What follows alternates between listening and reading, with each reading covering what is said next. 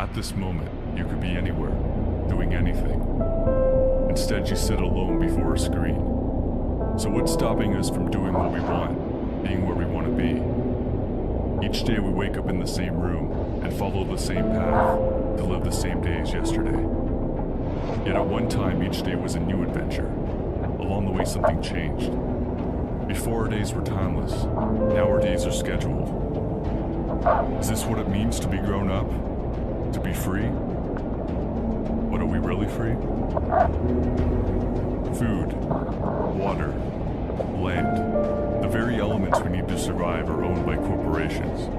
There's no food for us on trees, no fresh water in streams, no land to build a home. If you try and take what the earth provides, you'll be locked away.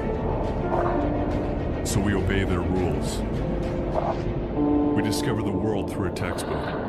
For years we sit and regurgitate what we're told, tested and graded like subjects in a lab.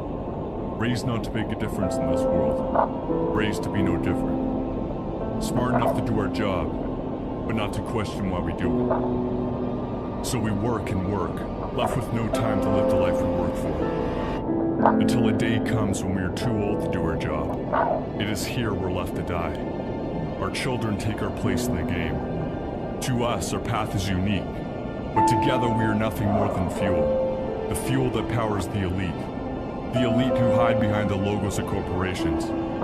This is their world, and their most valuable resource is not in the ground. It is us. We build their cities. We run their machines. We fight their wars. After all, money isn't what drives them. It's power. Money is simply the tool they use to control us. Worthless pieces of paper we depend on to feed us, move us, entertain us. They gave us money, and in return, we gave them the world. Where there are trees that cleaned our air, are now factories that poison it. Where there was water to drink, is toxic waste that stinks. Where animals ran free, are factory farms where they are born and slaughtered endlessly for our satisfaction. Over 1 billion people are starving, despite us having enough food for everybody. Where does it all go? 70% of the grain we grow is fed to the animals you eat for dinner. Why help the starving? You can't profit off them. We are like a plague sweeping the earth, tearing apart the very environment that allows us to live. We see everything as something to be sold, as an object to be owned. But what happens when we have polluted the last river, poisoned the last breath of air, have no oil for the trucks that bring us our food? When will we realize money can't be eaten, that it has no value? We aren't destroying the planet, we're destroying all life on it. Every year, thousands of species go extinct, and time is running out before we're next.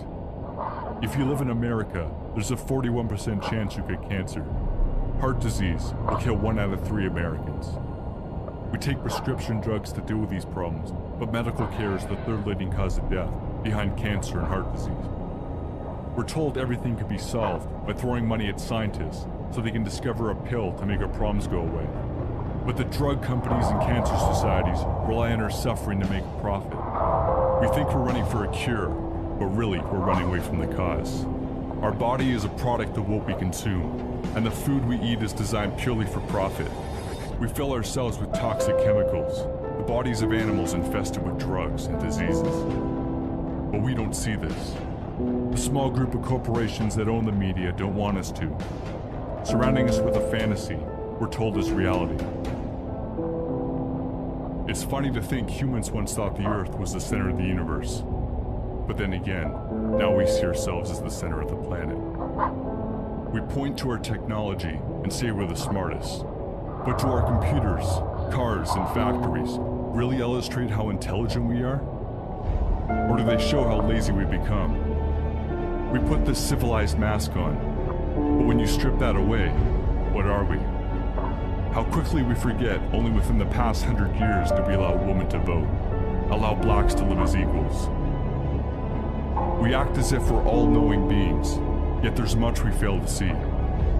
We walk down the street ignoring the little things, the eyes who stare, the stories they share, seeing everything as a background to me.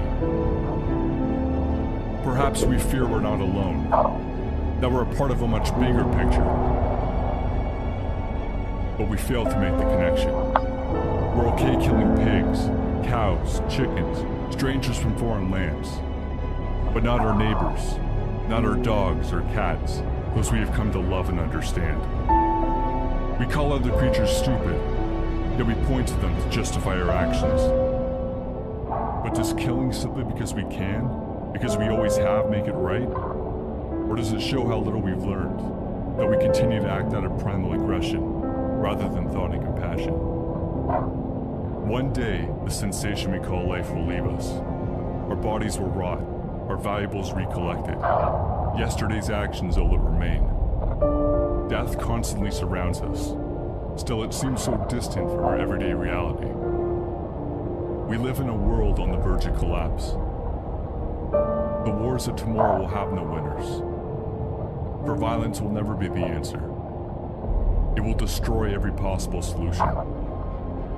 If we all look at our innermost desire, we will see our dreams are not so different. We share a common goal, happiness. We tear the world apart looking for joy, without ever looking within ourselves. Many of the happiest people are those who own the least. But are we really so happy with our iPhones, our big houses, our fancy cars?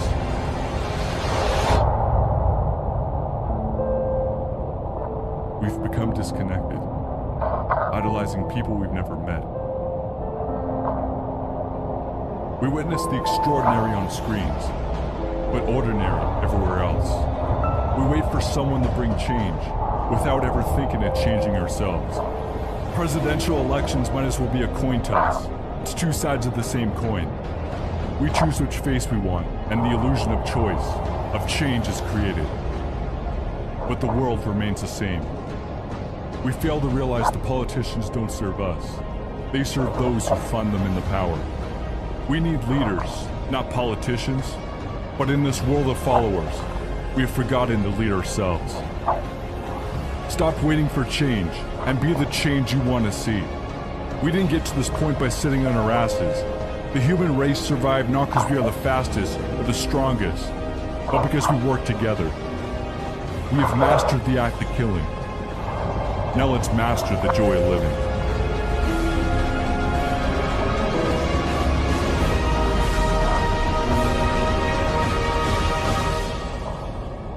This isn't about saving the planet. The planet will be here, whether we are or not. Earth has been around for billions of years.